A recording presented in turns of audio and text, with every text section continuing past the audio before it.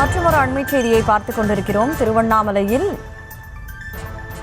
தற்போது அண்ணாமலையார் தரிசனத்திற்காக பக்தர்கள் அதிக அளவில் குழுமி இருக்கக்கூடிய சூழலில் நிரம்பி வழியும் கூட்டத்தில் பெண் ஒருவர் மயக்கமடைந்ததால் பரபரப்பு ஏற்பட்டிருக்கிறது.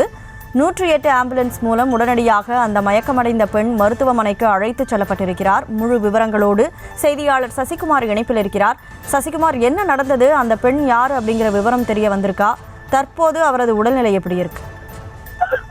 வணக்கம்.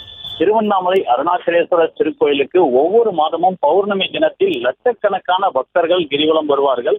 அதிலும் குறிப்பாக தமிழ் மாதங்களில் முதல் மாதமான சித்ரா பௌர்ணமி அன்று அதிக அளவில் வழக்கத்தை காட்டிலும் மற்ற பௌர்ணமிகளை காட்டிலும் அதிக அளவில் பக்தர்கள் வருவார்கள்.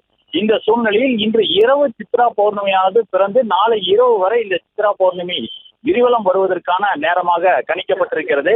இந்த சூழ்நிலையில் விடுமுறை நாள் என்பதால் நேற்று முதலே திருவண்ணாமலைக்கு அருணாச்சலேஸ்வரர் கோயிலில் சாமி தரிசனம் செய்துவிட்டு கிரிவலம் செல்வதற்கு பக்தர்கள் அதிக அளவில் திருவண்ணாமலையில் குவிந்துள்ளனர்.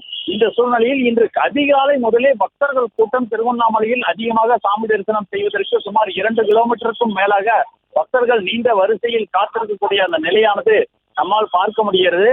காலை முதலே வெயிலின் தாக்கம் திருவண்ணாமலையை பொறுத்தவரையில் அதிகமாக இருக்கிறது.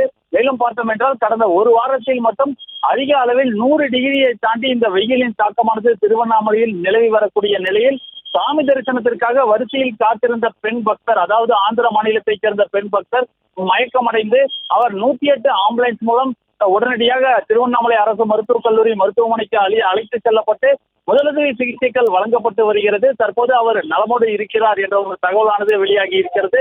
மேலும் அனைத்து ஏற்பாடுகளும் அந்த வரிசையில் நிற்கக்கூடிய பக்தர்களுக்கு ஏதேனும் அசௌகரியங்கள் ஏற்பட்டால் அந்த மருத்துவ குழுக்களானது ஆங்காங்கே நிறுத்தப்பட்டிருக்கிறது. உடனடியாக அவர்களுக்கு முதலுதவி சிகிச்சைகள் அளிக்கப்பட்டு வருகிறது.